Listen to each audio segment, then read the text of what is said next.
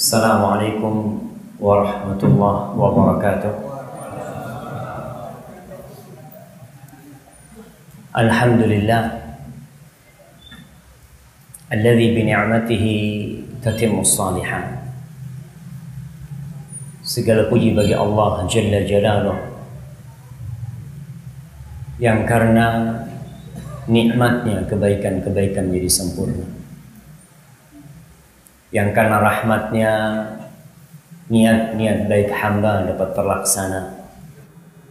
Kita bisa kajian di tempat ini,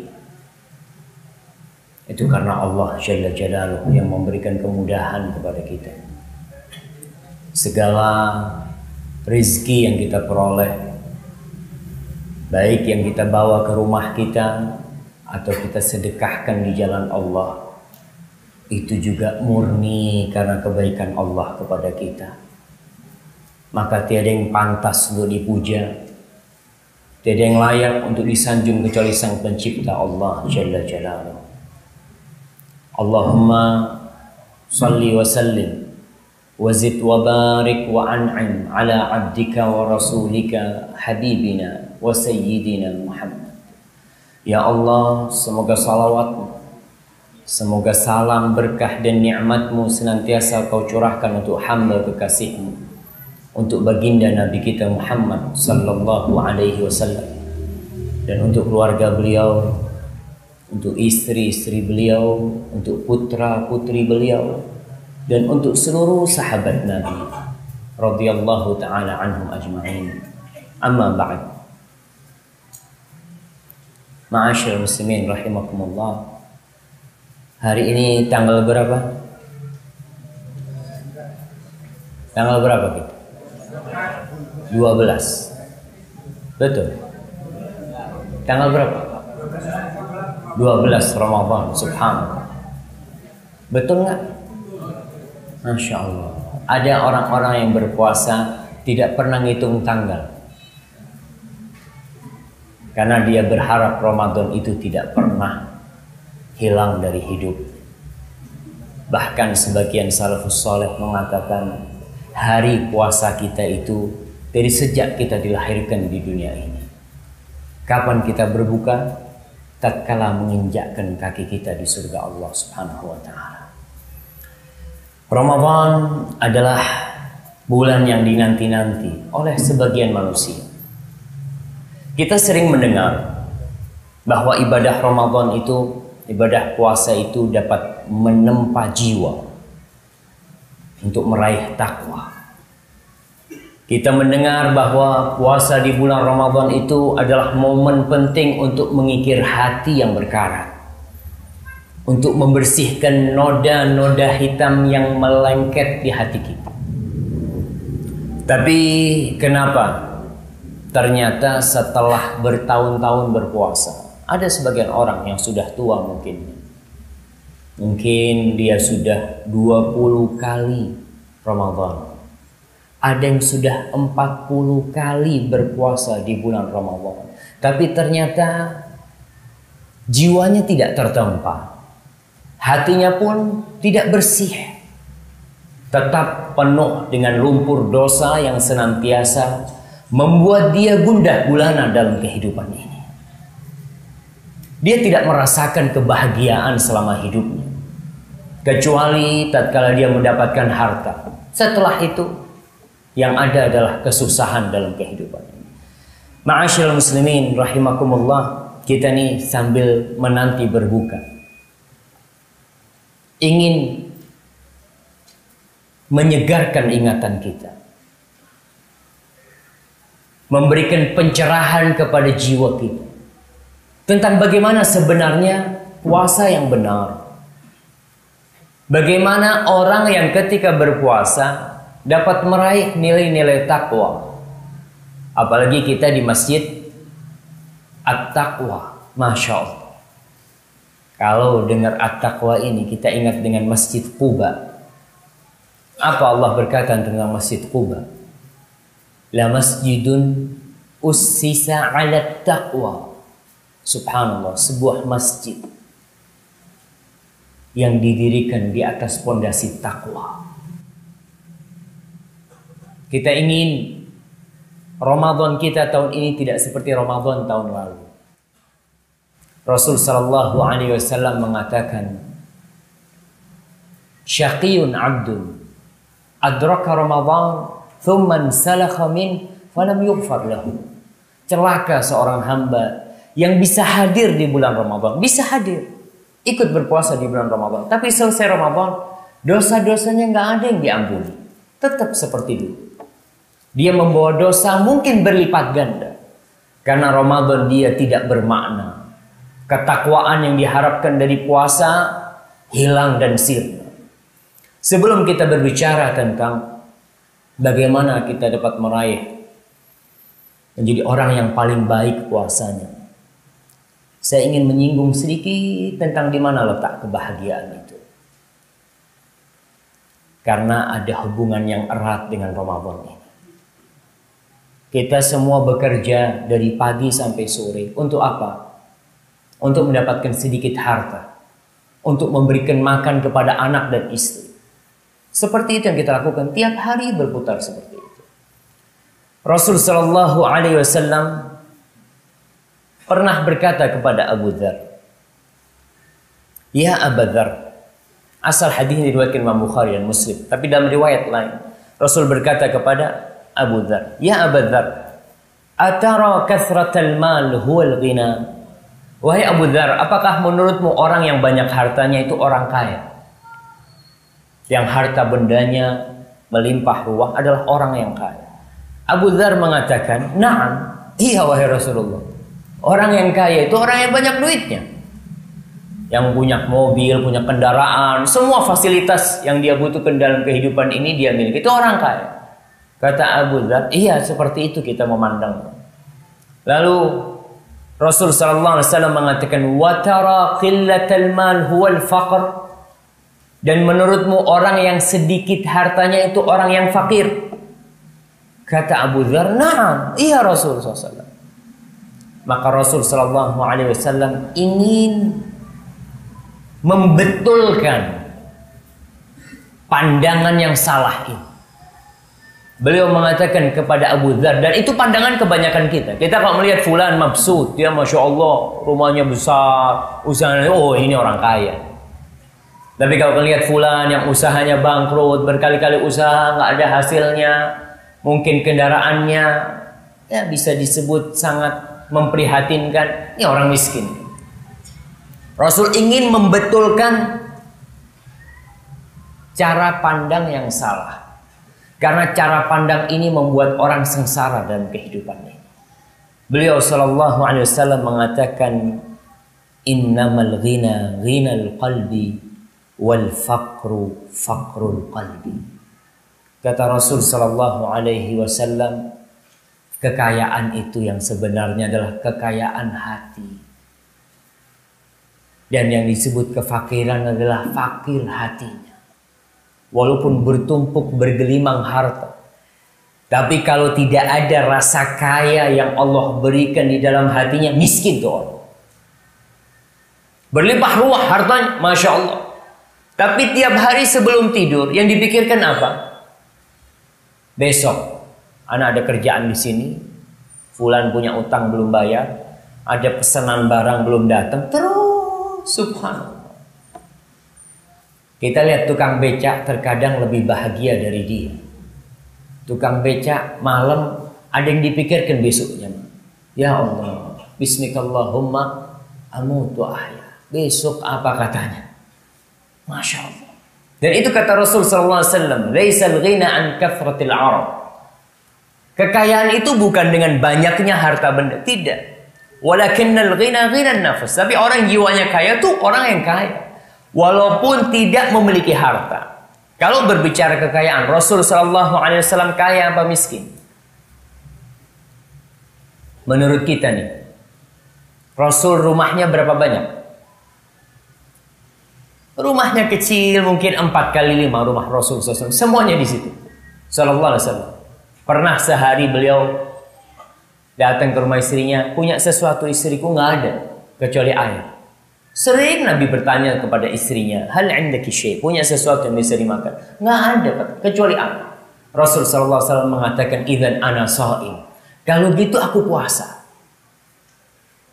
Tatkala seorang merasa sedikit hartanya, nggak ada yang dia makan, gimana jalan keluarnya? Aku puasa. Aku puasa hari ini. Ternyata di puasa itu ada jalan keluar dan solusi dari berbagai permasalahan. Seorang yang ribut sama istrinya, ya udahlah puasa. Kita akan lihat bagaimana orang puasa benar-benar ditempa jiwanya untuk menjadi orang yang bertakwa. Allah Subhanahu wa taala berfirman di dalam surat An-Nahl ayat 97. Allah mengatakan tentang kebahagiaan di dunia ini, supaya kita nggak salah jalan, supaya kita tidak salah langkah, meraih sesuatu yang ternyata akan kita bawa pergi atau akan kita tinggalkan. Terkadang orang memiliki harta yang banyak, mungkin kalau bahasa Jawanya sampai dikeloni hartanya, uangnya itu sampai dikeloni. Ketika dia mati ditinggal semuanya. Allah Subhanahu wa taala berfirman, "Man 'amila shalihan min dzakarin aw untha." Barang siapa yang berbuat soleh, beramal soleh, min dzakarin aw untha, lelaki ataupun perempuan. Di negeri kita muncul sebuah sekte, sebuah kelompok yang mengatasnamakan atau menamakan dirinya sebagai pembela wanita, membela hak-hak wanita. Kata mereka, Islam ini agama yang mendiskreditkan wanita. Wanita itu tidak kasih ruang untuk beraktivitas. Subhanallah. Pandangan ini datang dari barat. Allah menyebutkan barang siapa beramal soleh min dzakarin aw untha, laki atau perempuan, sama kedudukan di sisi Allah Subhanahu wa taala. Bahkan di dalam Islam, orang yang paling harus dihormati lelaki apa perempuan? Perempuan. Ketika datang sahabat bertanya, "Ya Rasulullah, man ahaqqun nas bihusni sahabati?" Ini mic-nya kembali lagi jangan, insyaallah. Man ahaqqun nas bihusni sahabati, siapakah manusia yang paling berhak mendapatkan penghormatan dari aku? Pelayanan dari aku. Kata Rasul sallallahu alaihi wasallam, ummuk, ibumu. Kemudian siapa ya Rasulullah? Thumma ummuk, kemudian ibu. Kemudian siapa? Kemudian ibumu lagi. Baru bapak. Ibu kita perempuan apa lelaki? Perempuan. Jadi kalau mereka mengatakan Islam ini diskriminasi terhadap wanita, subhanallah. Wanita itu ditaruh di atas kepala oleh lelaki. Mereka dijadikan ratu. Ada seorang syekh ketika berangkat ke, anak kok lupa, ada air terjun yang besar itu di Niagara. Di mana itu? Di Amerika sana. Baik, itu syekh datang dari Arab sana dengan pakaian gamisnya, dengan surbannya. Melihat dia lihat yang dilihat orang-orang, keajaiban Allah Subhanahu wa taala. Ternyata di situ ada cewek-cewek yang sedang duduk dengan pakaian yang serba mini. Lagi duduk, dipanggil tuh syekh. Come here. Kata syekh, bahasa Arabnya syekh ini kacau. Dia datang, ada apa kata dia? Anda dengar katanya perempuan-perempuan di negeri Arab itu tidak mendapatkan hak mereka. Mereka dikurung di rumah-rumah mereka. Kata syekh, ente salah dengar kata dia. Perempuan di tempat kita itu nggak boleh tangannya tuh ya melakukan kerjaan-kerjaan yang kotor. Dia jadi ratu di rumah kita. Kita nih yang lelaki nih jadi budaknya tuh perempuan. Kita suami-suami ini pagi kerja untuk siapa? Untuk menyenangkan tuh perempuan. Kata wanita-wanita itu benar seperti itu kata dia. Benar kata dia. Itu yang kita lakukan untuk perempuan-perempuan itu. Kita jungkir balik, banting tulang, memeras keringat dari pagi sampai siang untuk sampai sore untuk siapa? Untuk perempuan-perempuan itu. Subhanallah. Akhirnya itu perempuan mengatakan, kalau saya ketemu suami yang kayak gitu di sini nih, di Amerika itu, saya cium kaki. Karena ternyata wanita-wanita di Amerika itu disuruh kerja juga sama suaminya, suruh cari duit juga, nggak boleh istirahat. Apa itu yang dikatakan Islam mendolimi para wanita? Tidak, Islam memuliakan para wanita.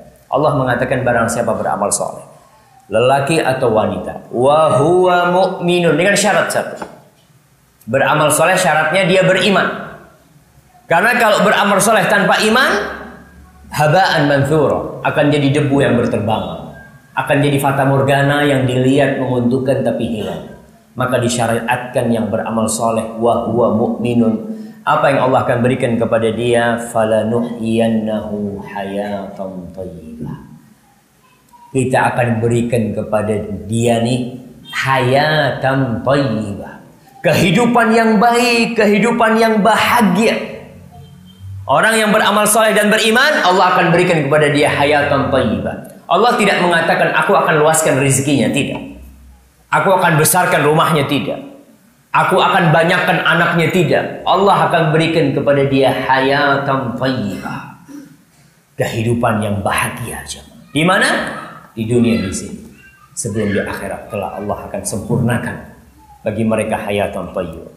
Kemudian Allah mengatakan wala najziyannahum ajrahum bi ahsani ma kanu ya'malun. Allah akan berikan kepada mereka balasan atas amal soleh mereka, balasan atas keimanan mereka yang lebih baik dari perbuatan mereka. Kita sering bekerja di dunia ini, kerja dapat gaji yang tidak sesuai dengan pekerjaan kita. Tapi oleh Allah Subhanahu wa taala kita diberi gaji yang tidak sesuai dengan pekerjaan kita. Nggak pantas kita mendapatkan gaji sebesar itu. Apa pantas kita mendapatkan surga Allah Subhanahu wa taala?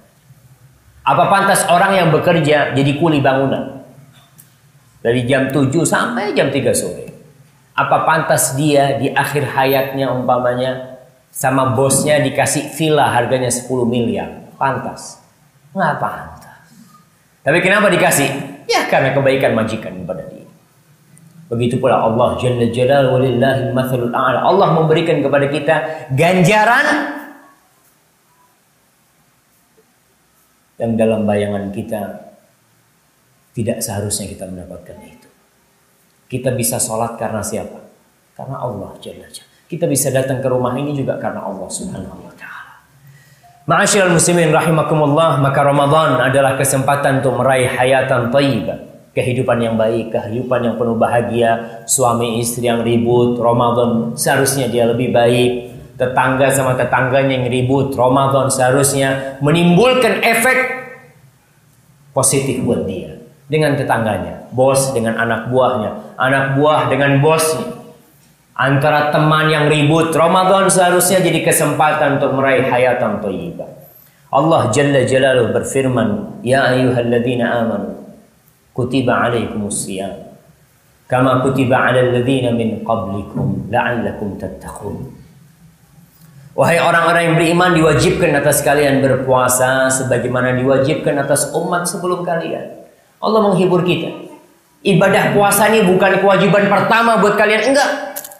Tapi orang-orang sebelum kalian sudah wajib melakukan puasa. Tujuannya apa? La'allakum tattaqun, agar kalian bertakwa kepada Allah Subhanahu wa taala. Maka di sini di bulan Ramadan kita disuruh puasa, meninggalkan makan dan minum. Kita disuruh menempa jiwa kita, karena kita tahu kita punya nafsu, yang nafsu kita senantiasa membisikkan kepada kita untuk makan, minum, pokoknya syahwat. Syahwat yang di perut dan yang di bawah perut. Itu yang jadi pikiran manusia. Padahal bayangkan ya, orang-orang menuruti syahwatnya, dia bekerja bertahun-tahun, mungkin dengan gaji berjuta-juta, yang dia makan berapa banyak sih? Apa kalau orang punya gaji 1 triliun? Jangan punya gaji lah, punya uang 1 triliun, makannya bisa 5 piring dia. Nah, tapi kenapa dia terus berlari di balik dunia itu? Dia lupa bahwa manusia ini diciptakan dari 2 hal, dari ruh dan dari tanah. Kalau yang daging yang dari tanah ini untuk menumbuhkannya, untuk mensehatkannya, maka tentunya dengan semua yang tumbuh dari tanah. Ya, dengan makanan-makanan, tumbuh-tumbuhan yang dari tanah itu untuk mensehatkan dan menjaga tubuh kita. Kita lihatlah iklan-iklan di televisi, mulai asupan gizi untuk yang tulangnya ya keropos, untuk yang susah BAB, untuk semuanya iklan itu untuk fisik kita. Tapi bagaimana dengan ruh kita jemaah? Ma'asyiral muslimin, manusia itu perlu untuk sadar bahwa dia tanpa ada ruh adalah bangkai hidup yang berjalan. Kalau ruhnya nggak bener nih, kalau jiwanya tidak ditempa dan tidak diisi dengan takwa, dia adalah bagaikan bangkai hidup yang nggak berguna dan bermakna buat masyarakat. Keberadaannya menjadi mudarat buat masyarakat. Maka kita lihat orang-orang yang sibuk dengan rumah, sibuk dengan mobilnya, sibuk dengan tubuhnya, olahraga, Masya Allah. Yang perempuan sibuk dengan make upnya, ya, bedak ini, bedak itu, krim ini, krim itu. Dia sibuk dengan zahir dia. Orang yang seperti ini seperti orang yang sibuk dengan aksesoris mobil. Kita sebagian orang tuh ya, mobilnya Masya Allah, dipasang ini, diganti ini, road pelengnya diganti, racing, kacanya diganti, yang bagus semua. Suatu hari antum berangkat ke dia, Mas, saya kepingin nyoba mobilnya Mas ini, kok bagus banget. Terus dia mengatakan, maaf Mas, mesinnya nggak hidup. Subhanallah. Jadi selama ini kau sibuk dengan aksesoris luarnya tapi mesinnya nggak hidup, apa gunanya? Buat gaya doang. Seperti itulah manusia yang sibuk dengan fisiknya, yang sibuk dengan badannya dan tubuhnya, rambutnya, tapi dia tidak pernah memperhatikan jiwanya. Ma'asyiral muslimin rahimakumullah, orang yang sibuk dengan perut, nih puasa nih kita dilatih untuk tidak sibuk dengan perut kita, tidak udah sibuk dengan tenggorokan kita, enggak. Karena orang yang sibuk memikirkan perutnya itu tak ubahnya seperti kerbau yang membajak di sawah. Apa kerjaan kerbau itu? Masih ada kerbau di Banyuwangi? Apa sudah nggak ada? Oke, kalau nggak ada kita ganti contoh. Sapi yang membajak sawah ada aja. Kayaknya udah nggak ada juga, udah diganti mesin-mesin itu. Tapi adalah sapi yang membajak sawah. Coba kira-kira yang ada di benak sapi itu apa? Antum bisa bayangkan. Yang ada di benak sapi itu adalah makan. Makan, kerja. Kerja untuk makan. Makan untuk kerja. Habis makan mungkin kawin dia. Tuh sapi. Kerjanya cuma itu. Berputar di antara, mungkin bahasa kasarnya, di antara restoran dan WC kalau manusia. Maka habis makan, oh WC, nanti makan lagi, WC lagi. Subhanallah, apa bedanya manusia dengan sapi dalam kondisi seperti ini? Tatkala dia hanya berputar di lingkaran antara rumah makan dan WC. Dia makan, nafsunya terpenuhi, dia buang. Dia makan lagi, dia buang. Terus seperti ini. Ma'asyiral muslimin rahimakumullah, Ramadan mengajarkan kita agar kita menjadi manusia yang bertakwa. Manusia yang tidak hanya memikirkan makanan, tidak hanya memikirkan dunia saja. Rasul sallallahu alaihi wasallam bersabda dalam hadis riwayat Bukhari dan Muslim. Beliau mengatakan, khairukum qarni. Generasi terbaik kalian adalah generasiku, katanya. Tsumma alladziina yalunahum, tsumma alladziina yalunahum. Kemudian generasi sesudahnya, yaitu para tabi'in, kemudian tabi'in. Jadi kalau kita mau contoh, jangan contoh orang yang lahir sekarang. Contohlah mereka sahabat Rasul sallallahu alaihi wasallam yang Allah kasih jaminan surga bagi mereka. Allah ridho kepada mereka. Karena kalau kita mencontoh orang yang masih hidup di masa sekarang ini, nggak ada jaminan dia mati husnul khatimah. Ada seorang penulis dari Qasim, kalau nggak salah namanya Abdullah Al-Qasimi atau Abdurrahman Al-Qasimi. Dia itu mahasiswa di Mesir. Dia suka mendebat gurunya karena ada prinsip-prinsip yang berbeda. khususnya dalam masalah tauhid. Akhirnya dia disidang dan dikeluarkan dari Al-Azhar. Setelah dikeluarkan dari Al-Azhar, dia mengarang sebuah kitab. Judulnya As-Sirat Bain Tauhid Wasyirk, itu seperti itu. Pokoknya pertarungan antara kesyirikan dengan tauhid. Kira-kira buku itu ditulis 1600 halaman. Buku itu buku yang Masya Allah. Sampai nama dia dan nama buku itu disebutkan oleh khatib Masjidil Haram. Seakan-akan fulan ini sudah membeli tiket masuk surga dengan bukunya itu. Karena dia menegakkan agama Allah dengan kitab itu. Tapi subhanallah, dengan berjalannya waktu, dia menjadi orang yang tidak percaya dengan kalamullah.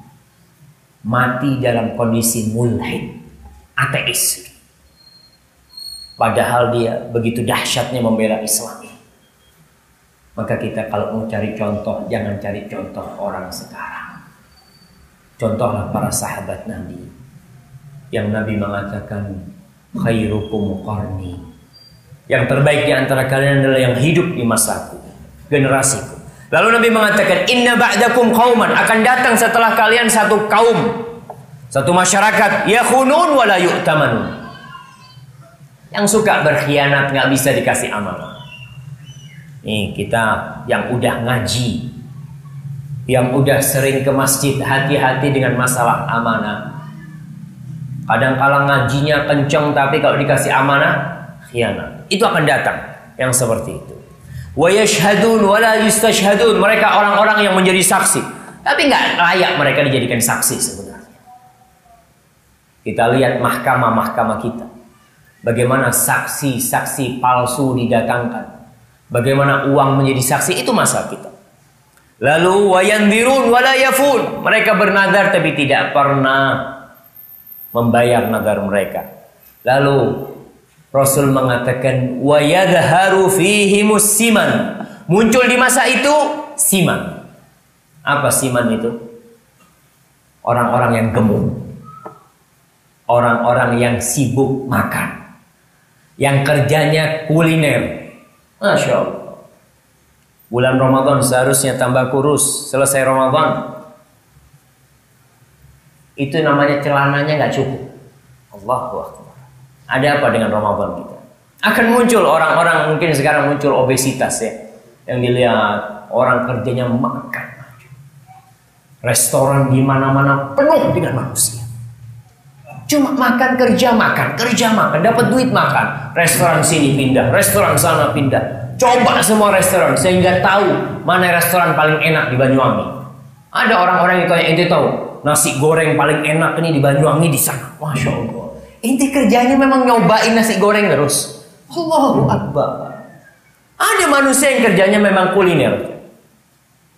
Yadharu fihi siman. Seperti orang-orang kafir. Allah menyebut orang kafir itu apa? Walladzina kafaru yatamatta'un wa ya'kulun kama ta'kulul an'am. Orang-orang yang kafir itu mereka bersenang-senang, mereka makan seperti makannya binatang. Wan naru mathwal lahum, neraka jadi tempat mereka. Itu orang-orang yang sibuk cari dunia. Yang sibuk memikirkan perutnya dan lupa kalau dirinya ada ruh di sana yang butuh siraman rohani. Kalau nggak disiramin ruh kita ini jamaah, akan jadi ruh yang jahat nanti. Kemudian Rasulullah Sallallahu Alaihi Wasallam pernah nih lagi makan sama sahabatnya. Ada orang yang lagi bersendawa. Bersendawa itu gimana? Gimana bersendawa itu, Mas? Mengeluarkan apa? Masya Allah. Gimana bersendawa jemaah? Apa bahasa Banyuwanginya bersendawa? Gelekeen. Masya Allah. Gelekeen. Ada orang yang lagi gelekeen di depan Rasul Sallallahu Alaihi Wasallam. Lalu beliau menegur orang itu. Beliau mengatakan, kuffa anna jusha'a. Sendawamu ini tahanlah. Jangan kadang-kala dibiarkan ya. Karena orang gelekeen itu karena lapar apa karena kenyang? Karena kebanyakan makan, karena kekenyangan. Biasanya orang kalau habis makan, sabuknya dikendorin. sambil bersendawa, sabuknya dikendorin. Allahu Akbar. Rasul mengatakan kuffa anna jusha. Nih sendawamu tahanlah, jauhkan dari kamu. Beliau mengatakan fa inna aktsaruhum shiba'an fid dunya atwaluhum ju'an yawmal qiyamah. Orang yang paling sering kenyang di dunia paling panjang laparnya nanti di hari kiamat. Subhanallah. Hadis ini diriwayatkan Imam Tirmidzi, hadis ini hasan. Jadi orang itu diukur bukan dari tubuhnya, enggak.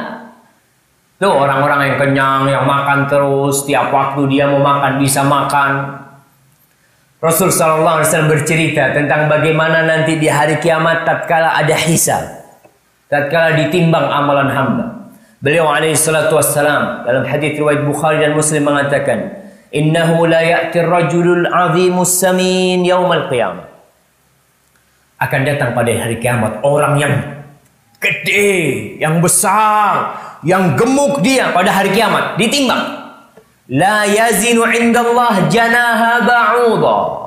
Subhanallah, tubuh yang berat seperti itu ketika ditaruh di timbangan, Allah mengatakan wa nadha'u mawazinal qista liyaumil qiyamah. Kita datangkan tuh, kita akan taruh tuh timbangan-timbangan yang adil, ditaruh tuh tubuhnya orang ini untuk ditimbang. Ternyata beratnya tidak lebih dari sayapnya satu ekor nyawa.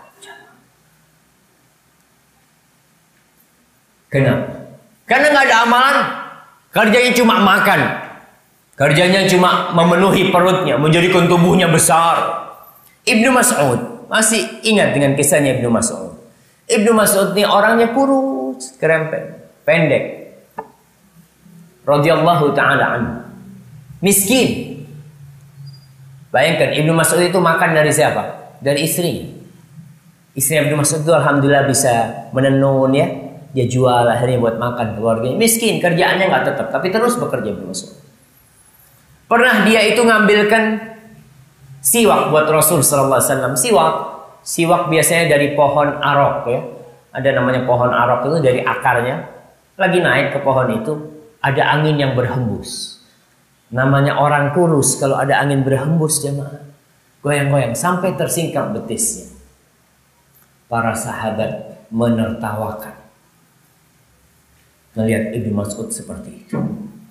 Maka Rasul sallallahu alaihi wasallam mengatakan kepada sahabat, "Mimma tadhakun?" Kalian kenapa ketawa? Apa yang membuat kalian ketawa? Para sahabat mengatakan, "Min diqqati saqai." Ya Rasulullah, dari betis yang kecil, betisnya Ibnu Mas'ud. Kecil banget betisnya. Maka Rasul SAW ketika melihat sahabatnya sudah condong kepada dunia, beliau langsung mengalihkan kepada akhirat. Beliau mengatakan, la saqut Ibnu Mas'ud. Tuh, betisnya Ibnu Mas'ud pada hari kiamat nanti. Athqalu fil mizan min Jabal Uhud. Lebih berat di timbangan daripada gunung Uhud. Kecil. Tapi kenapa? Tuh kaki dibikin beramal. Tuh kaki dibuat berjihad di jalan Allah Jalla Jalaluhu, sehingga memiliki bobot tidak seperti orang yang besar badannya, tapi ringan di timbangan nanti. Bisa antum bayangkan besarnya Jabal Uhud seperti apa? Panjangnya dikatakan itu hampir 9 kilometer. 9 kilometer panjangnya gunung itu. Tingginya didaki 2 jam jalan kaki ke atas. Lebarnya hampir 3 kilometer. Seperti itu beratnya betisnya Ibnu Mas'ud radhiyallahu ta'ala. Ada apa dengan Ibnu Mas'ud? Ya karena dia mengisi dirinya di tubuhnya yang kecil ini dengan ibadah, dengan ketakwaan kepada Allah Subhanahu wa ta'ala. Maka hati-hati orang yang besar-besar badannya, lihat kira-kira di timbangan nanti di hari kiamat seperti apa beratku. Terus bagaimana sekarang supaya Ramadan kita menjadi Ramadan yang terbaik buat kita? Kita menjadi orang yang paling baik puasa. Ada 2 syarat. Ada 2 syarat agar puasa kita menjadi puasa yang paling baik selama hidup kita. Bahkan lebih baik dari orang lain. Yang pertama, berpuasa karena atas dasar iman dan ihtisaban. Bukan karena ikut-ikutan. Karena ada di masyarakat kita yang puasanya itu karena nggak enak. Opo poso. Yo ndak enak. Tonggo poso kabeh, moso ndak poso. Subhanallah. Jadi puasa karena tetangganya puasa semua. Kenapa puasa semua? Ya, kalau nggak puasa nggak dikasih makan sama orang tua. Ya terpaksa puasa. Orang-orang yang seperti ini, Ramadannya nggak ada makna buat dia. Hanya mendapatkan lapar dan haus. Rasul sallallahu alaihi wasallam dalam hadis riwayat Bukhari Muslim, beliau mengatakan, "Man shoma Ramadhana imanan wa ihtisaban, ghufira lahu ma taqaddama min dhanbi." Barang siapa yang berpuasa di bulan Ramadan karena imanan, karena iman. Karena dia beriman, Allah perintahkan kepada dia berpuasa. Kau kenapa puasa? Allah nyuruh aku puasa. Tahu dari mana kau Allah nyuruh kau puasa? Apa kau nggak baca firman Allah? Ya ayyuhalladzina amanu kutiba alaikumusiyam kama kutiba alal ladzina min qablikum. Ihtisaban. Kenapa kau puasa? Ya, aku nih hamba. Aku nih budak, aku ingin dapat pahala dari Allah Subhanahu wa taala. Apa ada orang bekerja di dunia ini tidak mengharapkan imbalan, jemaah? Ada yang jadi pegawai negeri nggak mengharapkan imbalan? Ada nggak? Ada yang bekerja di warung nggak mengharapkan imbalan? Saya kerja di warung ini ya karena ikhlas lillahi ta'ala aja. Ada. Nah, nggak usah membohongi diri kita. Allah menawarkan kepada kita. Allah tawarkan babur rayyan. Kalian mau masuk surga dari pintu rayyan nih, Allah sediakan. Surga Allah tawarkan. Tapi kadang-kala kata-kata surga ini tidak menggerakkan hati kita. Surga Ustaz. Coba fulus. Barang siapa yang berpuasa karena iman dan dikasih fulus, anggaplah masjid. Kalau sholat ke masjid dapat uang 200.000, kira-kira masjid At-Taqwa penuh nggak? Padahal Allah kasih lebih dari 200.000. Ma'indakum yanfad. Kata Allah, yang ada di dirimu habis. Wa ma'indallah ba'. Yang ada di sisi Allah itu yang kekal dan abadi. Kembali kita nih, ihtisaban, apa yang diharap sih dari Allah Subhanahu wa taala? Al-Khattabi rahimahullahu taala menyebutkan ihtisaban. Apa maknanya ihtisaban? Mengharapkan pahala itu. Ai azimatan, yaitu tekad dan semangat dia berpuasa. Wa huwa an yasumahu ala ma'na ar-raghbah fi thawabi. Tibatan nafsuhu bidzalika ghaira mustazkilin li siyamihi wala mustatilin li ayyamihi. Kata Al-Khattabi, orang ini berpuasa karena dia mengharapkan, dia bertekad, berambisi untuk mendapatkan pahala dari Allah Subhanahu wa taala. Jiwanya penuh dengan ketenangan, baik dia. Dia tidak merasakan panjang hari-hari Ramadan. Jam di Ramadan itu, antum bisa bayangkan, kita di Indonesia ini nikmat sekali. Saya punya teman di Eropa. Saya tanya, berapa lama kalian berpuasa di sana? Kata dia, antara maghrib sama subuh 3 jam. Antara maghrib sama subuh cuma 3 jam. Jadi berapa jam mereka berpuasa? 21 jam. Tapi hitungannya tentu berbeda dengan yang puasa 12 jam. Namun karena iman dan wahtisaban gak ada merasa berat. Kalau Allah suruh dia berbuka, umpamanya kalau Ramadan ini 2 bulan, dia akan berpuasa 2 bulan. Karena dia ihtisaban. Bayangkan orang yang bekerja karena ihtisaban ya. Dari pagi sampai sore bekerja. Pernah dia merasa capek bekerja? Enggak. Bahkan dia kalau nggak bekerja, anak kalau nggak bekerja nggak dapat fulus, Ustaz. Maka anak terpaksa bekerja. Tapi akhirnya menjadi satu rutinitas yang dia merasakan nikmat dengan pekerjaan dia. Maka itu yang kita harapkan. Imanan wahtisaban. Kalau seorang berpuasa karena imanan wahtisaban, selesai. Waktunya tidak akan dihabiskan untuk ngabuburit. Apa bahasa Banyuwanginya ngabuburit? Ya? Hah? Nyare malam bahasa Turun. Cari malam. Ada di sini yang kerjanya cari malam. Sore pasang sepeda motornya. Kemana bang? Oh, Tenang, cari malam. Mau dicari di mana tuh malam sama dia? Di alun-alun. Nggak ada, malam itu akan datang sendiri. Cuma karena dia merasa berat di rumah, ya Allah, ngapain di sini kata dia? Nunggu berbuka. Dihitung jam, taruh depannya. Masya Allah, si lama. Dia lihat lagi, Allahu Akbar, tidur, dibangunkan, lihat jam, masih jam 2 kata dia. Dia harapan bangun jam 5. Ada orang-orang yang tidur habis zuhur kepingin bangun jam berapa? Jam 5 supaya nggak panjang puasanya. Allahu Akbar. Dan ada orang yang puasa setengah hari. Habis subuh bismikallahumma amut wa ahya, bangun zuhur. Bang, zuhur bang. Allahu Akbar. Allah. Tidur lagi. Asar dibangunin. Subhanallah. Kenapa? Karena nggak ada ihtisaban dari dia tadi. Sehingga puasa dia benar-benar berat. Antum bisa bayangkan orang yang puasa karena terpaksa. Ada enaknya? Nggak ada enak. Orang yang bekerja karena terpaksa, susah, melarat. Bahkan biasanya orang seperti ini dapat 10 hari berhenti puasa. Na'udzubillah. Tahun ini kayaknya Ramadan kita berbeda. Dulu warung itu masih malu-malunya. Tapi tahun ini na'udzubillah. Dulu masih ada yang malu, dikasih kain ya. Diikat. Tanya yang jualan orang Islam apa orang kafir? Orang Islam. Tanya yang beli orang Islam apa orang kafir? Subhanallah. Kenapa? Karena mereka merasa berat. Ada yang cuma puasa hari pertama. Malam pertama semangat ke masjid. Masya Allah. Terawih full masjid. Masjid At-Taqwa sekarang tinggal berapa soft? Masih banyak? Berkurang apa bertambah? Bertambah maju ya. Nah, softnya bertambah maju. Ma'asyiral muslimin rahimakumullah. Kita akan perhatikan sekarang adab-adab yang diajarkan oleh Rasul SAW agar kita di bulan Ramadan mendapatkan takwa itu, bukan mendapatkan lapar. Coba kita pelajari satu persatu adab-adab Ramadan.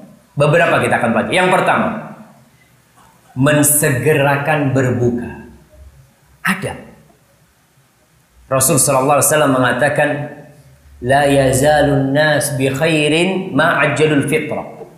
Orang itu akan senantiasa berada di atas kebenaran selama mereka mensegerakan berbuka. Jadi ketika azan dikumandangkan, langsung berbuka. Subhanallah. Itu adab. Tapi coba, ada apa di balik adab itu? Apa kita sekedar, ya udahlah baguslah kalau segera berbuka. Ibn Rajab dalam kitabnya Lataiful Ma'arif, itu kitab yang azim juga. Beliau menceritakan bagaimana ibadah puasa ini bisa membuat orang itu benar-benar bertakwa. Ketika berbuka pun dia bertakwa. Ketika waktu makan dia bertakwa. Dia mengatakan fasaim taraka syahawatihi lillahi bin nahar taqarruban ila Allah Ta'ala wa ta'atan lahu. Seorang muslim ketika berpuasa dia meninggalkan makan dan minum dan syahwat dia sepanjang hari karena Allah. Kenapa kau nggak makan? Allah yang nyuruh aku. Wa yubadiru ilaiha fil lail taqarruban ila Allah. Dia bersegera berbuka. Kenapa? Karena Allah yang nyuruh dia cepat berbuka. Kau kenapa berbuka? Allah nyuruh aku cepat berbuka. Maka aku berbuka. Lalu dikatakan fama tarakaha illa bi amrin min rabbih wala ada illa bi amri rabbih. Dia tidak meninggalkan makan kecuali karena perintah Allah, dan dia tidak makan kecuali karena perintah Allah. Jadi makan dan meninggalkan makan dia karena Allah Jalla Jalaluhu, bukan karena syahwatnya, bukan karena aku memang kepingin makan, bukan. Kemudian dikatakan fahuwa muti'un lahu fil halain. Dia taat kepada Allah ketika berpuasa dan ketika berbuka. Rasul sallallahu alaihi wasallam melarang kita menyambung puasa. Nggak boleh. Kita puasa 2 hari nggak makan, 3 hari nggak makan, nggak boleh. Rasul melarang itu. Maka kita berbuka karena apa? Karena Allah nyuruh berbuka. Kemudian yang kedua, berbuka dengan kurma. Ada kurma, antum dibagiin kurma ya? Masya Allah. Rasul sallallahu alaihi wasallam mengatakan, "Idza aftara ahadukum falyuftir ala tamrin." Kalau kalian mau berbuka, hendaklah berbuka dengan kurma. Ini perintah Nabi. Kalau dikatakan Ustaz, ya karena di masa Nabi yang ada cuma kurma, tidak. Di masa Nabi itu banyak. Makanan itu banyak. Dan makanan yang enak-enak juga ada. Tapi Nabi menganjurkan kepada para sahabat yang berbuka apa? Tamr. Oke, nggak wajib, tapi usahakan kita berbuka kurma. Sehingga tatkala kita makan nih, kita ingat siapa? Rasulullah sallallahu alaihi wasallam. Subhanallah, Nabi ini makan kurma ketika berbuka. Cuma kurma aja, Mak. Lalu beliau mengatakan, fa in lam yajid falyuftir ala ma. Kalau nggak ada kurma, bukanya apa? Roti. Apa kalau nggak ada kurma, bukanya roti, jemaah? Nabi mengatakan falyuftir ala ma, hendaklah berbuka air. Minum air. Fa innahu tahur. Air itu membersihkan. Subhanallah. Ini sunnah, alhamdulillah antum punya dua. Punya air dan punya kurma. Masya Allah. Antum orang kaya, jemaah. Kaya hati insya Allah. Baik. Kalau kita lihat Rasul Shallallahu Alaihi Wasallam berbuka kurma, karena maksudnya berbuka itu bukan balas dendam. Maksudnya berbuka itu bukan hendak menggantikan yang tadi siang nggak dimakan, Anda mau makan sekarang, sehingga pesan sama istrinya, tolong ya, inti lihat tuh di depan kamu harap tuh orang yang jualan, inti beli semua satu-satu saja. Anda kepingin makan tuh semua yang ada di jalan. Subhanallah. Ada orang yang ketika berbuka itu meja makannya full. Ada kolak, es campur, es degan, kamir, apa lagi jemaah?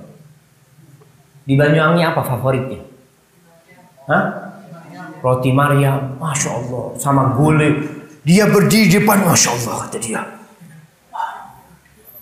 Azan, coba itu lihat sana. Sudah azan belum? Yang dipikirkan itu apa? Perutnya. Padahal Rasulullah SAW cuma kurma. Terus kemana? Kemudian sholat. Kemudian sholat Rasulullah SAW. Kita ingat dengan sabda Rasulullah SAW, "Lis-shaimi farhatan." Orang yang berpuasa memiliki dua kegembiraan. Farhatun 'inda iftari wa farhatun 'inda liqa'i rabbi. Kebahagiaan tatkala dia berbuka dan kebahagiaan tatkala berjumpa Allah Jalla Jalaluhu. Kita bahagia berjumpa Allah. Di mana kita berjumpa dengan Allah di dunia ini? Di salat kita. Nanti berjumpa dengan Allah di akhirat, kebahagiaan akan lebih sempurna lagi. Jadi tatkala kita berbuka, ya Allah, aku mau ketemu Allah, aku mau berjumpa dengan Allah. Selesai makan berangkat. Allahu Akbar. Bukan langsung makan semuanya. Setelah itu, ya tadi bersendawa. Oh, ambil ditepuk perutnya. Oh, zen, kata dia. Cuma itu yang dia katakan. Kita lihat yang ketiga, adabnya berdoa ketika berbuka. Kita lihat orang yang berbuka. Rasul sallallahu alaihi wasallam mengatakan, "Inna lis-shaimi 'inda fitrihi da'watan la turad." Rawah Ibnu Majah. Orang yang berpuasa ketika berbuka ada doa mustajab yang enggak ditolak sama Allah Subhanahu wa taala. Subhanallah. Jadi ketika kita mau berbuka, apa yang kita lakukan? Doa. Jadi bukan ngelihat jam, apalagi nonton TV, udah selesai. Syuf, ana mau doa. Dan kita tahu doa adalah inti sebuah ibadah. Ad-du'a'u huwal ibadah. Maka ketika menunggu berbuka seorang mukmin bukan di pinggir jalan, bukan. Mungkin dia di meja makan, nggak masalah, dia di depannya Bismillahirrahmanirrahim. Ini waktu berdoa, ya Allah. Kita lihat ayat tentang doa itu turun di tengah-tengah ayat puasa. Ya ayyuhalladzina amanu kutiba alaikumusiyam, ya. Terus nanti di bawahnya itu Allah mengatakan, wa idza sa'alaka ibadi anni fa inni qarib. Kalau orang-orang bertanya tentang aku Muhammad, maka sesungguhnya aku dekat. Nih Ramadan. Ketika kita mau berbuka, ibu-ibu jangan sibuk di dapur goreng terus ya goreng. Bilang sama suaminya, "Bang, ini kan bulan Ramadan, bulan puasa, bukan bulan yukul ini. Bukan bulan makan. Kenapa kita kok disibukkan ketika mau berbuka, istri sibuk dengan itu? Kapan dia berdoa?" "Ya Ustaz, sambil goreng kan bisa." "Ya Allah, sambil berdoa." Ya nggak apa-apa lah. Kalau memang harus seperti itu, fadhol, silakan. Tapi ingat, orang yang mau berbuka itu waktunya berdoa. Ketika dia hendak makan, dengan nama siapa dia makan? Dengan nama Allah. Bismillah. Allahu Akbar. Ketika selesai makan, ya dianjurkan berdoa. Dhahaba dhama wabtallatil uruq wa thabatal ajru insyaallah. Allah terus yang dia sebutkan karena dia hamba Allah Subhanahu wa taala. Selesai makan, siapa yang dia sebutkan? Alhamdulillah. Allah lagi yang dia sebutkan. Karena memang ibadah puasa ini mengajarkan kita untuk menjadi budaknya Allah Subhanahu wa taala. Kita ini hamba Allah. Semuanya milik Allah Subhanahu wa taala. Maka tatkala mau berbuka, ingat di situ kita banyak-banyak berdoa. Manfaatkan waktu untuk berdoa. Mungkin selama ini kita sibuk waktu kita puasa ya nonton TV. Baik, selesai kita adab itu. Adab sahur. Yang keempat, dianjurkan sahur. Sahurnya apa? Nabi menyuruh sahur kurma juga. Dan Nabi nyuruh sahur walaupun air lah kau minum, pokoknya sahur. Kenapa? Beliau mengatakan fa inna fis sahuri barakah. Dimakan sahur itu ada berkah. Berkahnya bukan cuma makanannya, berkah waktunya. Waktu sahur bukan waktu malam, tapi waktu mendekat subuh. Ketika itu adalah waktu istighfar. Allah bercerita tentang penghuni surga. Apa kata Allah? Wabil asharihum yastaghfirun. Dan di waktu sahur mereka beristighfar. Maka tatkala kita sahur bukan hanya mau makan, bukan. Ya Allah, di waktu berkah ya Allah. Sambil nunggu mungkin istrinya lagi nyiapin makanan, duduklah. Astagfirullah. Rabbighfirli wa tub alayya innaka antat tawwabur ghafur. Rabbighfirli wa tub alayya innaka antat tawwabur. Ketika sahur jangan berpikir menggantikan sehari yang dia tidak makan. Saya ini nggak makan dari jam 5 sampai jam 5:15 ya. Berarti harus makan berapa piring ini? Subhanallah. Ada orang yang pikir makan ini makan itu. La ilaha illallah. Sekali Ramadan ini bukan bulan makan, tapi bulan puasa. Maka para ustadz mengatakan seharusnya di bulan Ramadan ini harga makanan itu turun. Karena apa? Karena orang Islam yang jumlahnya 200 juta di Indonesia sedang puasa. Mereka mengurangi makan dan minum, tidak menambah makan dan minum. Tapi sebaliknya di bulan Ramadan ternyata harga makanan semakin naik. Kemudian di bulan Ramadan kita dianjurkan bersedekah. Itu ada. Kita tidak mengatakan wajib. Nah, nggak wajib. Antum nggak mau bersedekah terserah antum. Allah nggak butuh sama sedekah antum. Tapi kita yang butuh. Karena sedekah itu untuk menyucikan jiwa. Rasul sallallahu alaihi wasallam kana ajwadan nas. Beliau adalah orang yang paling dermawan. Wa kana ajwada ma yakun fi Ramadan. Beliau lebih dermawan lagi kapan? Ketika Ramadan. Ketika berjumpa dengan Jibril. Ketika belajar Al-Quran dengan Jibril. Ketika tadarus dengan Jibril. Beliau tambah baik lagi. Bahkan Rasul itu lebih baik daripada rih al-mursalah. Daripada angin yang ditiupkan ini jamaah. Semua dapat kebaikan Rasul SAW. Orang kafir pun dapat. Nabi kita alaihi salatu wassalam. Maka di bulan Ramadan kita ini kalau punya rezeki, bismillah. Di rumah istri lagi masak, ya Allah, Dik, tolong separuh kirim ke masjid. Ana mau buka separuh aja. Di sini kita mendidik jiwa kita, kirim ke masjid. Buat orang-orang agar mereka merasakan apa yang kita makan. Buat orang-orang miskin kirim. Kemudian di akhir Ramadan kita disuruh untuk zakat fitr, zakat fitrah yang disebut. Itu untuk melatih jiwa kita. Kemudian sholat taraweh itu juga untuk melatih jiwa kita. Puasa tanpa sholat taraweh sah apa enggak sah? Sah. Tapi termasuk adab agar kita Ramadan menjadi orang yang bertakwa, jangan tinggalkan taraweh. Orang yang kerja kesian memang kita lihat. Ada saudara-saudara kita yang ikut orang. Sehingga karena ikut orang ketika tarawih dia tidak bisa ikut tarawih. Bagaimana dia? Dia bisa tarawih nggak harus di masjid, nggak harus berjamaah. Tarawih itu bisa sendirian. Malam hari sebelum tidur dia tarawih. Ya, mau 23, mau 17, mau 11, mau 9, mau 7, mau 5, pokoknya berusaha untuk tarawih dia. Menjaga itu sholat malam dia. Karena itu termasuk adab di bulan Ramadan ini. Untuk mendidik kita, kalau kita ini hambanya Allah Jalla Jalaluh. Lalu i'tikaf. Termasuk adab. Ada orang-orang yang Ramadan subhanallah 350 hari sibuk dengan dunianya. Pas 10 hari terakhir, apa yang dikerjakan? Lebih sibuk dengan dunia. Pasar lebih ramai kapan? 10 hari terakhir. Ibu-ibu lebih sibuk bikin kue kapan? 10 hari terakhir. Padahal puncak Ramadan itu kapan? 10 hari terakhir. Malam likuran itu jamaah, itu yang diharapkan di situ ada Lailatul Qadar. Orang yang tidak pernah iktikaf selama hidupnya, tahun ini iktikaf. Nggak bisa 10 hari, ya malam-malam ganjil. Nggak bisa malam-malam ganjil, ya pokok 25 ke atas. 25 iktikaf. Nggak apa-apa kita iktikaf masuk ke sini pas buka, anak masuk sebelum berbuka sampai sahur. Coba iktikaf. Rasakan bagaimana kita ini berpisah dengan dunia kita. Berpisah dengan keluarga kita, karena nanti kita akan berpisah selama-lamanya dengan mereka. Sekarang kita melatih diri kita untuk berpisah.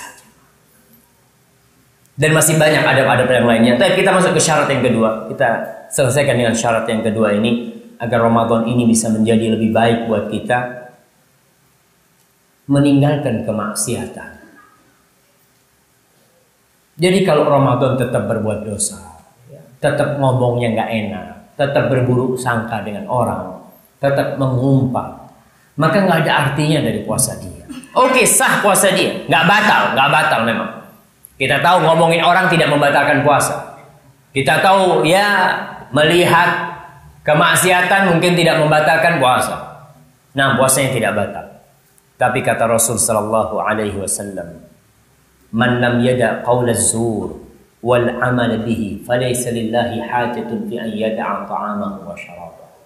Barang siapa yang ketika puasa tidak meninggalkan ucapan-ucapan palsu dan perbuatan-perbuatan palsu, nipu orang, bohongin orang, ngomongin orang, maka Allah tidak butuh dengan puasa dia, nggak butuh. Kenapa? Yang namanya berbohong ini sebelum bulan puasa itu sudah haram. Yang namanya makan kurma, makan es campur, apa aja, itu sebelum Ramadan halal. Ketika Ramadan kita tinggalkan yang halal, yang haram kita lakukan. Maka nggak ada gunanya. Kemudian ma'asyiral muslimin rahimakumullah, Rasul sallallahu alaihi wasallam pernah ditanya oleh seorang lelaki, "Ayyul mujahidina a'zamu ajran ya Rasulullah?" Mujahid mana yang paling besar pahalanya wahai Rasulullah? Apa kata Rasul SAW? "Aktsaruhum lillahi ta'ala dzikran." Yang paling banyak zikirnya kepada Allah. Lalu ditanya Rasul SAW, "Fa ayyus shaimina a'zamu ajran?" Orang puasa mana yang paling baik? Kata Rasul SAW, "Aktsaruhum lillahi dzikran." Orang yang paling banyak zikirnya. Maka zikir tadi itulah amalan-amalan kita sebelum berbuka, ketika sahur, ketika berkendaraan kita baca bismillah, masuk masjid baca bismillah, terus kita berzikir di bulan Ramadan ini. Insya Allah puasa kita akan menjadi puasa yang terbaik. Hadza wallahu a'lam bishawab. Itu yang bisa kita kaji pada kesempatan kali ini. Semoga Allah Subhanahu wa taala menjadikan kita orang-orang yang bertakwa, mengampuni dosa-dosa kita, dan memberikan taufik kepada kita untuk bisa qiyam, untuk bisa puasa dengan baik. Mungkin saya serahkan pada pembawa acara untuk sesi tanya jawabnya. Falyatafaddal mashkuran ma'juran.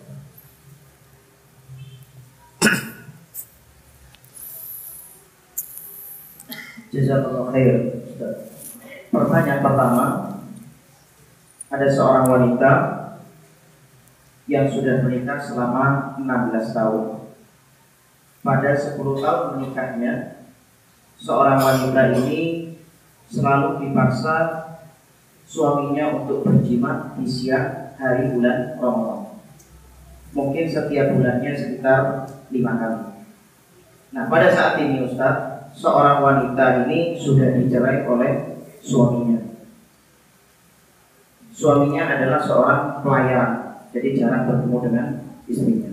Kemudian, apa yang harus diperbuat oleh seorang istri? Terima kasih.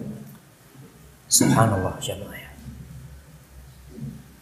Kita harus tahu bahwasanya yang paling berhak mendapatkan kepatuhan kita, yang paling berhak mendapatkan loyalitas kita adalah yang menciptakan kita, yang memberikan kedua mata kepada kita, memberikan kedua tangan kepada kita, memberikan kedua kaki kepada kita, memberikan wajah, telinga dan semua kepada kita. Itu yang paling berhak mendapatkan kepatuhan kita.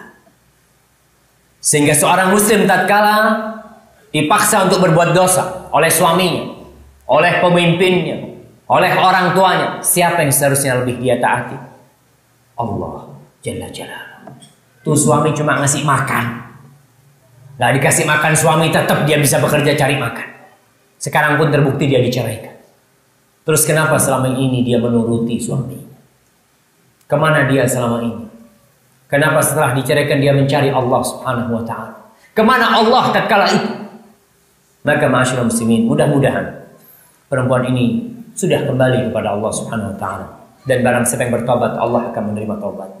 Tapi sekali lagi, kalau kita dihadapkan kepada dua permasalahan, antara Allah yang menciptakan kita dengan nafsu kita, dengan keinginan kita, maka siapa yang harus lebih ditaati? Allah Jalla Jalaluhu. Walaupun dipotong-potong tangan kita, tubuh kita, tetap Allah yang harus kita taati. Terus bagaimana perempuan ini?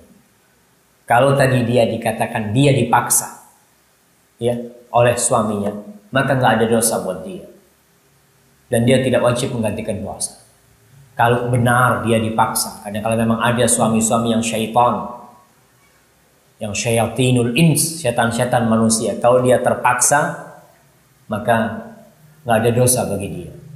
Dan dia tidak batal puasanya ketika itu. Tapi kalau ketika dia dipaksa kemudian dia lanjutkan, ya maka dia memiliki kewajiban untuk menggantikan puasanya. Bagaimana? Apakah dia wajib menggantikan yang 3 kafarat tadi itu? Bayangkan 10 tahun jamaah. Dia bisa bertahan dengan manusia seperti itu. Karena mungkin belum dapat hidayah dari Allah Subhanahu wa ta'ala. Tapi yang jelas kondisi dia sekarang, kalau dia memang dipaksa, nggak ada apa-apa buat dia. Ya dia banyak bertobat, banyak beristighfar, banyak kembali kepada Allah. Tapi kalau dia ada hari-hari yang dia juga mau sama suaminya, maka tatkala itu dia wajib menggantikannya dengan puasa 2 bulan berturut-turut. Kalau nggak mampu dia kasih makan dengan setiap hari yang dia tinggalkan itu. Dengan apa? Dengan membayar kafarah, memberi makan 60 fakir miskin, tiap satu orang miskin 1 mud. 1 mud itu kira-kira ya 6-7 kilo setengah gram. 6 on ya, 6-7,5 on makanan itu ya. Kalau dia nggak mampu, ya sudah, gugur kewajiban atas dia itu. Namun saya harapkan ya untuk banyak-banyak beristighfar dan kembali kepada Allah Subhanahu wa ta'ala. Lalu yang mau menikah, hati-hati. Hati-hati ya. Jadi saya tidak melihat para pelayar ini nggak benar. Tapi almar'u ala dini khalili. Orang itu ikut agamanya teman baiknya dia. Di pelayaran itu jemaah, teman baiknya itu apa? Minuman keras. Mereka itu di pelayaran, na'udzubillah min dzalik. Karena mereka di sana berbulan-bulan, nanti ketika merapat ke tempat kemaksiatan, enggak semua ya, tapi rata-rata seperti itu. Itu cerita para pelayar yang sudah tobat sama saya, ceritanya seperti itu. Maka hati-hati kalau mengawinkan anaknya, jangan sama pelayar, kecuali agama dan akhlaknya baik. Kan kadang-kadang orang tua melihat fulusnya nih, masya Allah, pelayar ini fulusnya masya Allah, jangan ditanya. Betul, pelayaran itu uangnya gede. Hadza wallahu a'lam bishawab. Dan pertanyaan kedua dari seorang ikhwan, ibu saya mempunyai usaha kue. Ketika di 10 hari terakhir bulan Ramadan, mana yang lebih diutamakan? Membantu ibu ataukah beribadah? Dan apa boleh ketika itikaf membawa HP? Masya Allah. Nah, sekarang ada dua hal, iktikaf dan berbakti sama orang tua. Mana yang lebih utama? Berbakti sama orang tua. Berbakti sama orang tuanya. Kalau memang orang tuanya nyuruh membantu dia, jangan iktikaf. Karena perintah kedua setelah tauhid adalah berbakti kepada orang tua kita. Apalagi cuma iktikaf yang sunnah, maka nggak apa-apa kau tinggalkan untuk sesuatu yang wajib, bantu ibu. Tapi dalam waktu membantu itu usahakan lisanmu jangan pernah kering dari zikrullah tabaraka ta'ala. Mungkin masukkan kue ya. Bayangkan kalau antum disuruh masukkan kue ke tempat, ke toples ya, jumlah kuenya itu 1000. Dan dengan setiap kue yang antum masukkan, antum bersalawat, Allahu Akbar, Allahumma salli ala Muhammad, Allahumma salli ala Muhammad. Tapi hati-hati, jangan sampai masuk ke sana. Ludahnya itu Allahumma salli ala Muhammad. Ya kita mungkin. Baik. Kemudian mana yang, apa boleh orang iktikaf bawa HP? Bawa HP nggak apa-apa. Kalau tujuannya benar. Maksudnya tadi bawa HP itu takut ada apa-apa di keluarganya. Takut ada hal yang menyiksa di keluarganya. Bukan bawa HP lihat berita Facebook, Masya Allah. Memang di masjid, tapi semua berita yang terjadi tahu dia.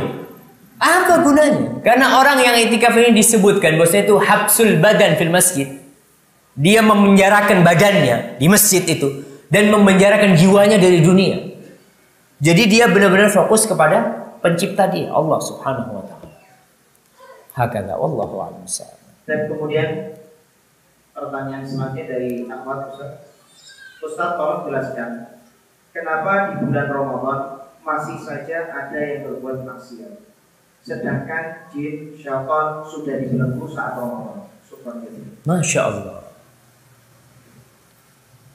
Baik, Anda mau kasih contoh supaya kita bisa membayangkan gimana sih.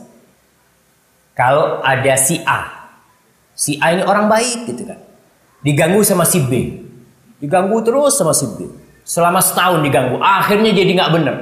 Ketika si B mati, apa si A jadi bener? Nggak ada yang ganggu nih, si B udah nggak gangguin si A, apa si A jadi bener? Enggak, dia mungkin udah jadi setannya dia. Kan memang ada syayatinul ins wal jin, ada setan-setan dari bangsa jin, dari bangsa manusia. Jadi setan selama 11 bulan godain kita jemaah. Oh, terus godain kita. Dia sebulan istirahat, sudah ente jalan sendiri aja ente. Ana nggak perlu godain ente. Sudah. Dia sudah terbiasa dengan dosa itu. Nafsu dan syahwat dia sudah menggiring dia kepada dosa itu. Nggak perlu bisikan setan, dia pun berbuat dosa. Jadi itu maksudnya setan. Itu pengkondisian, maksudnya kau sudah tidak ada godaan dari luar. Godaan dari dalam dirimu tetap ada di diri kita. Namun tetap kemaksiatan di bulan Ramadan itu berkurang apa bertambah? Berkurang. Masjid lebih penuh apa lebih sepi? Lebih penuh.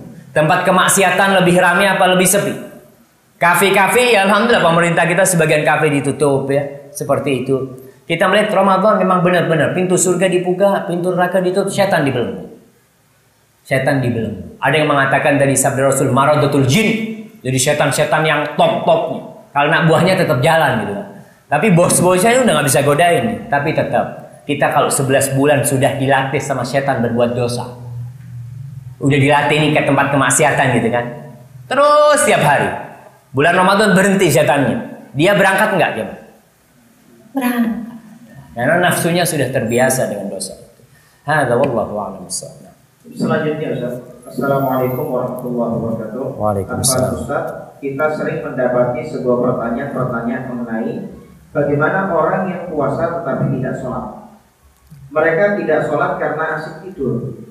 Katanya tidur di bulan puasa itu bernilai ibadah. Tolong Ustaz jelasin mengenai pertanyaan itu dan mengenai tidur dalam bulan puasa itu bernilai ibadah. Subhanallah. Masya Allah. Barakallahu fiik. Rasul sallallahu alaihi wasallam mengatakan al-ahdu alladhi bainana wa bainahum as-shalah. Faman tarakaha faqad kafar. Perbedaan kita sama orang-orang kafir ini di mana? Di salat. Barang siapa meninggalkan salat maka dia telah kafir. Apa kira-kira orang kalau sudah dihukumin kafir akan diterima amalnya jemaah? Wallahu a'lam. Kalau kita lihat memang ada perbedaan di antara para ulama, apakah yang meninggalkan salat itu dibunuh kafir dibunuh murtad atau dibunuh sebagai hukuman buat dia. Kalau Al-Imam Ahmad bin Hanbal, orang yang meninggalkan sholat itu ketika mati, puasa nih tapi nggak sholat, ketika mati dia nggak perlu disolati, nggak perlu dikuburkan di pemakaman orang Islam. Di mana dikuburkan? Di jurang aja. Untuk bikin jurang tempat pembuangan sampah situ, sudah lemparkan ke sana. Bagaimana dia selama ini nggak pernah sholat, masa kita suruh nyolatin dia? Di sini nggak pernah sholat selama hidup, masa kita masyarakat kampung suruh sholatin dia? Ya, gimana logikanya, gimana kita suruh nyolatin? Maka nggak disolatin. Itu menurut pendapat Imam Ahmad bin Hanbal. Lalu orang yang puasa, insya Allah ada kebaikan di diri manusia ini. Kalau kau meninggalkan makan dan minum, padahal itu nafsu kita, itu insting kita itu mau makan dan minum. Kenapa kau nggak sholat? Cuma 5 menit, silahkan kau habiskan waktumu. Umpamanya sholat itu 5 waktu kali 5 menit, 25 menit. Kau punya waktu 23 jam, silahkanlah yang lainnya. Tapi sholat. Hati-hati masalah sholat ini jamaah. Jadi kalau ada orang puasa, memang ada orang-orang yang puasa-puasa dengan harapan diampuni dosanya. Rukun Islam yang kedua itu apa? Sholat, bukan puasa. Hati-hati dengan urusan sholat. Kalau masalah tidurnya orang yang berpuasa itu ibadah, kalau diniatkan ibadah. Karena tidur ini termasuk kebiasaan. Makan kita bisa jadi ibadah. Ketika kita makan, ya Allah aku kepingin nanti bisa sholat malam, kasih aku kekuatan ya Allah. Jadi ibadah tuh makan. Tidurnya pun kalau dia, ya Allah aku kepingin tidur sebentar supaya aku bisa sholat malam ya Allah. Bangunkan aku ya Allah jam sekian. Itu jadi ibadah. Tapi kalau tidur hanya untuk tidur supaya nggak kerasa puasanya. Para sahabat Nabi ketika puasa itu perang, bukan tidur. Perang mereka. Subhanallah. Bagaimana dengan kondisi sekarang? Dan kita lihat orang Islam ketika puasa seharusnya semakin giat, semakin semangat. Jadi kalau dikatakan tidurnya orang puasa itu ibadah, kalau diniatkan untuk ibadah. Umpamanya tidur habis subuh, anak mau bangun jam 9 lah, anak mau sholat duha, terus mau ngaji sampai zuhur. Jadi ibadah tidurnya. Kalau niatnya untuk ibadah. Wallahu a'lam. Dan pertanyaan selanjutnya, bagaimana puasanya seorang mukmin di negara yang 5 hari 5 malam cuma siang hari saja? Matahari tidak tenggelam. Negara Norwegia di bulan Juli. Bagaimana sholat dan puasanya? Nah, subhanallah. Pertanyaan ini pernah ditanyakan oleh para sahabat. Ketika turunnya Dajjal, ketika munculnya Dajjal. 1 hari Dajjal itu seperti Yom Kasana. 1 harinya nanti Dajjal datang ke bumi ini atau muncul di bumi ini nanti itu sama dengan setahun. Para sahabat yang ditanyakan apa? Kaifa nusalli ya Rasulullah? Gimana kita sholat wahai Nabi? Yang 1 harinya sama dengan setahun. Apa kata Nabi? Qaddiru qadra. Kalian perkirakan. Alhamdulillah sekarang ada jam. Kita bisa memperkirakan dengan jam itu. Jadi untuk daerah-daerah yang seperti itu, subhanallah. Para sahabat kalau orang sekarang dikatakan seperti itu, 1 hari sama dengan setahun, nggak masuk akal. Subhanallah. Para sahabat yang langsung ditanya oleh mereka apa? Gimana sholatnya? Mereka percaya ucapan Nabi itu benar. Nggak mungkin Nabi bohong. Ya, Nabi itu nggak berbicara dengan nafsu beliau, sallallahu alaihi wasallam. Para sahabat cuma bertanya gimana sholatnya kita. Jadi qaddiru qadrah. Diperkirakan. Jadi mereka ikut negara yang paling dekat dengan mereka, ya ikut dengan ukuran mereka. Hadza wallahu a'lam. Pertanyaan terakhir Ustaz. Di bulan Ramadan ini saya sebagai seorang istri ataupun di luar bulan Ramadan sering keluar malam untuk ngaji atau menuntut ilmu karena suami tidak mengajari. Bagaimana hukumnya Ustaz?